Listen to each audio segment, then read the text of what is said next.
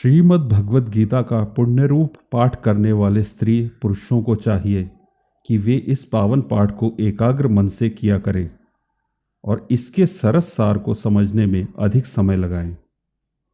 इसके प्रत्येक पाठक को उचित है कि वह अपनी ऐसी धारणा बनाए कि मैं अर्जुन हूँ और मुझ में पाप, अपराध, अकर्मण्यता, कर्तव्यहीनता, कायरता और दुर्बलता आदि जो भी दुर्गुण हैं उनको जीतने के लिए श्री कृष्ण भगवान मुझे ही उपदेश दे रहे हैं।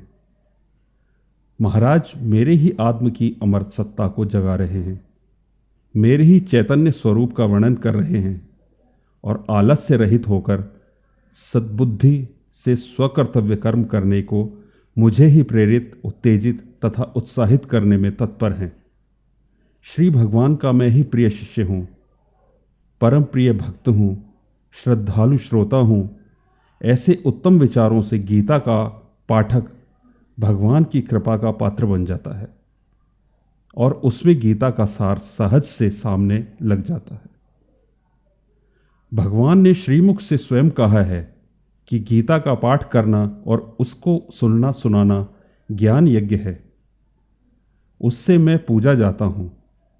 पाठक को चाहिए कि वह एक विश्वासी और श्रद्धावान यजमान बनकर बड़े गंभीर भाव से इस यज्ञ को किया करे और इसको परमेश्वर का पुण्य रूप परम पूजन ही समझे। इस भावना से गीता का ज्ञान पाठक के हृदय में आप ही आप प्रकाशित होने लग जाया करता। श्रीमद् भगवद गीता के पहले अध्याय में ही देवी लक्ष्मी द्वारा भगवान विष्णु के सामने यह संदेह किया जाता है कि आपका स्वरूप मन वाणी की पहुंच से दूर है, तो गीता कैसे आपके दर्शन कराती है। तब जगत पालक श्री हरि विष्णु गीता में अपने स्वरूप को उजागर करते हैं, जिसके मुताबिक पहले 5 अध्याय मेरे 5 मुख, उसके बाद 10 अध्याय 10 भुजाएं, अगला 1 अध्याय पेट और अंतिम 2 अध्याय श्री हरि के चरण कमल हैं। इस तरह गीता के 18 अध्याय भगवान की ही ज्ञान स्वरूप मूर्ति हैं, जो पढ़, समझ और अपनाने से पापों का नाश कर देती हैं। इस संबंध में लिखा भी गया है कि बुद्धिमान इंसान हर रोज अगर गीता के अध्याय या श्लोक के एक आधा या चौथे हिस्से का भी पाठ करता है तो उसके सभी पापों का नाश हो जाता है। भगवत गीता में कई विद्याओं का उल्लेख आया है, जिनमें 4 प्रमुख हैं: अभय विद्या, साम्य विद्या, ईश्वर विद्या और ब्रह्मा विद्या। पहला अध्याय श्री कृष्ण अर्जुन संवाद। योद्धाओं की गणना और सामर्थ्य। धृतराष्ट्र उवाच धर्मक्षेत्रे कुरुक्षेत्रे समवेतायुयुत्सवः मामकाः पांडवाश्चैव किं कुर्वत संजयः।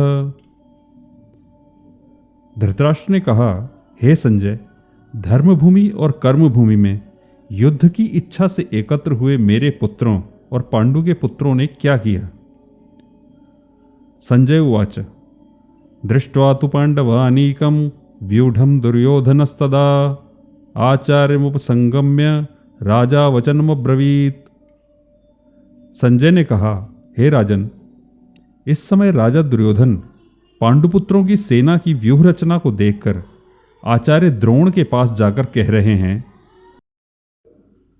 पश्यैतां पांडुपुत्राणाम् आचार्य महती चमूम व्यूढ़ां द्रुपदपुत्रेण तव शिष्येण धीमताम्। हे आचार्य, पांडुपुत्रों की इस विशाल सेना को देखिए, जिसे आपके बुद्धिमान शिष्य द्रुपद पुत्र धृष्टद्युम्न ने इतने कौशल से व्यूह के आकार में सजाया है। अत्र शूरा महेश्वासा भीमार्जुन समायुधि युयुधानो विराटश्च द्रुपदश्च महारथा। इस युद्ध में भीम तथा अर्जुन के समान अनेकों महान शूरवीर और धनुर्धर हैं। युयुधान, विराट और द्रुपद जैसे भी महान योद्धा हैं।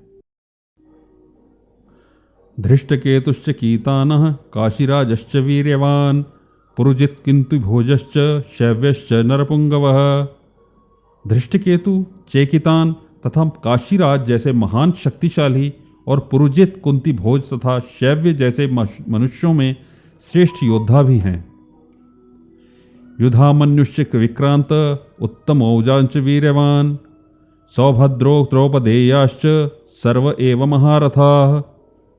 युधामन्यु जैसे महान पराक्रमी तथा उत्तम औजा जैसे अत्यंत शक्तिशाली सुभद्रा का पुत्र अभिमन्यु और द्रौपदी के पुत्रों सहित ये सभी महान योद्धा हैं। अस्माकं तु विशिष्टा ये तान्निबोध विद्विजोत्तमा नायका मम सैन्यस्य संज्ञार्थ तान ब्रवीमि ते। हे ब्राह्मण श्रेष्ठ, हमारी तरफ के भी उन विशेष शक्तिशाली योद्धाओं को भी जान लीजिए और आपकी जानकारी के लिए मेरी सेना के उन योद्धाओं के बारे में बतलाता हूँ। भवान भीष्मश्च कर्णश्च कृपंच समितिञ्जयः अश्वत्थामा विकर्णश्च सौमदत्तिस्तथैव च। मेरी सेना में स्वयं आप द्रोणाचार्य, पितामह भीष्म, कर्ण, कृपाचार्य, अश्वत्थामा, विकर्ण और सौमदत्त का पुत्र भूरिश्रवा जैसे योद्धा हैं जो सदैव युद्ध में विजयी रहे हैं। अन्ये च बहवः शूरा मदर्थे त्यक्तजीविताः नाना शस्त्र प्रहरणाः सर्वे युद्ध विशारदाः। ऐसे अनेक शूरवीर भी हैं जो मेरे लिए अन्य अपने जीवन का बलिदान देने के लिए अनेक प्रकार के अस्त्र शस्त्रों से सुसज्जित हैं और यह सभी युद्ध विद्या में निपुण हैं। अपर्याप्तं तदस्माकं बलं भीष्माभिरक्षितं पर्याप्तं तदमेतेषां बलं भीमाभिरक्षितं। इस प्रकार भीष्म पितामह द्वारा अच्छी प्रकार से संरक्षित हमारी सेना की शक्ति असीमित है, किंतु भीम द्वारा अच्छी प्रकार से संरक्षित होकर भी पांडवों की सेना की शक्ति सीमित है।